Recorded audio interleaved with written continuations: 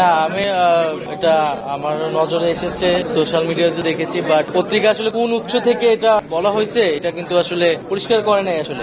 আর এই ধরনের কোনো সিদ্ধান্ত আসলে এখনো হয় নাই। হ্যাঁ, এবং এটা এরকম যদি হয় সেটা আমরা নিজেরাই এটা বলবো, এবং রাজনৈতিক দলে অংশগ্রহণ করার মতো পরিস্থিতি হইলে আমরা সেটা সরকার ছাড়ার সিদ্ধান্ত নিলে আমরা এটা আনুষ্ঠানিকভাবে বলবো। সেরকম কোনো সিদ্ধান্ত এখন পর্যন্ত আমার জায়গা থেকে বা আসিফের জায়গা থেকে আমি যতটুকু জানি যে এরকম হয়নি।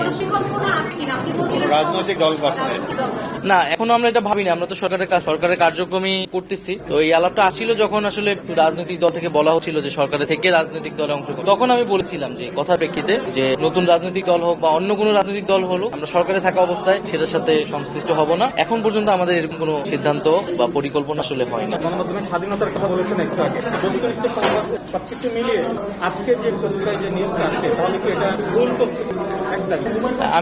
আমি মনে করি যে উৎসটা তারা পরিষ্কার করেনি, সেক্ষেত্রে আরেকটু দায়িত্বশীল ভাবে এটা প্রচার করা উচিত ছিল, বা তাদের কাছে এরকম এটাকে তো খুবই গুরুত্বপূর্ণ একটি সংবাদ আসলে, তো সেক্ষেত্রে তাদের উৎসটা বলা উচিত ছিল। আমাদের জায়গা থেকে তো এরকম হয়নি আসলে। এখন সেক্ষেত্রে আমরা আরো বলবো যে এই ধরনের সংবাদ প্রচারের ক্ষেত্রে অবশ্যই আরেকটু দায়িত্বশীল ভূমিকা পালন করলে আমাদের সবার জন্য ভালো হয়।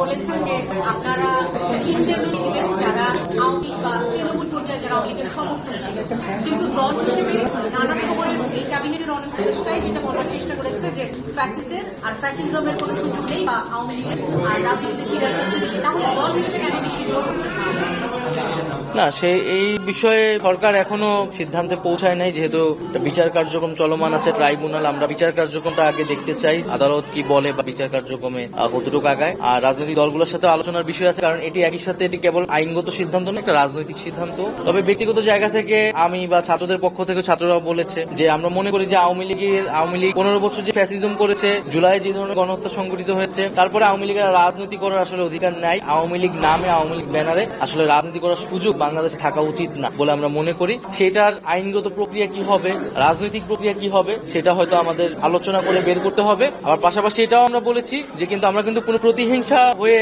আমরা রাজনৈতিক প্রতিহিংসা শুরু করতে চাই না। আমরা রিকনসিলিয়েশন চাই, আমরা জাস্টিসও চাই।